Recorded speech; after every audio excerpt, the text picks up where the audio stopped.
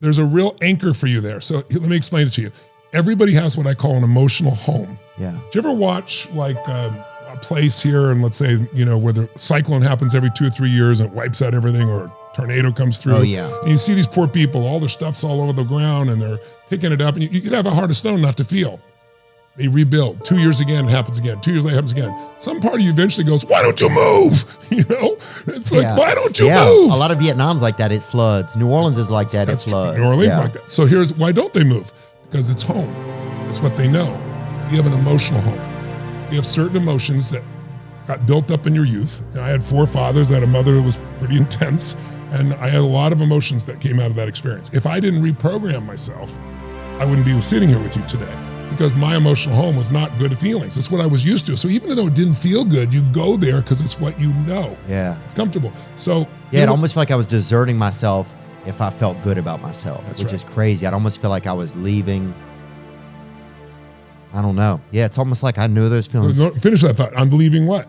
Well, it's almost like I feel like I know those feelings of not feeling good about myself so well that I don't want to leave them alone, because we always had each other. And it was like, if I leave them, have you ever had a friend? If I leave them, I won't, I don't know. Does that make sense though? Yeah, it does. You won't what? If I leave them, I'll just be letting them down. And they're not even real, but they're some part of me inside of me I can't even access. They're like his brothers. That's right. But they're your home, brother. Yeah.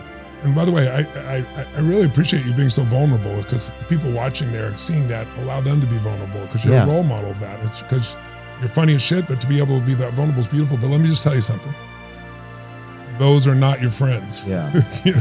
And you're not going to abandon those parts of yourself. You're going to find these other parts of yourself that need to be in charge. It's not to say that you can't have negative emotions or fears or feelings, but the ones that don't support you, you got to break that pattern. And the way you break the pattern first is you start to see, you get a new experience. If I get you an experience where you feel like you actually felt proud of yourself without those feelings, and there was no sense of loss, and I did that with you for days and days, you'll never go back. Wow. Because your brain will go, what the F? I'm not going back to that bullshit. Those weren't my friends. It'd be like, it's like having a friend that beats the shit out of you every single day. And it's like, I'm letting him down if I don't want to beat the shit out of me, right? It's like, oh no, I got to be there for him, because I got to be there so he can beat the shit out of me all the place, right? Yeah. That's pretty much what's happening. That is crazy to hear, dude. You're like, damn, here we go again. And so then what happens though is the reason you went for the antidepressants is it's so overwhelming that numbing at least feels a little less. I'd rather see you cry and feel the pain, even though I want you to feel pain as a brother. Yeah, no, I'm grateful to feel it. I want it out of my system. That's right.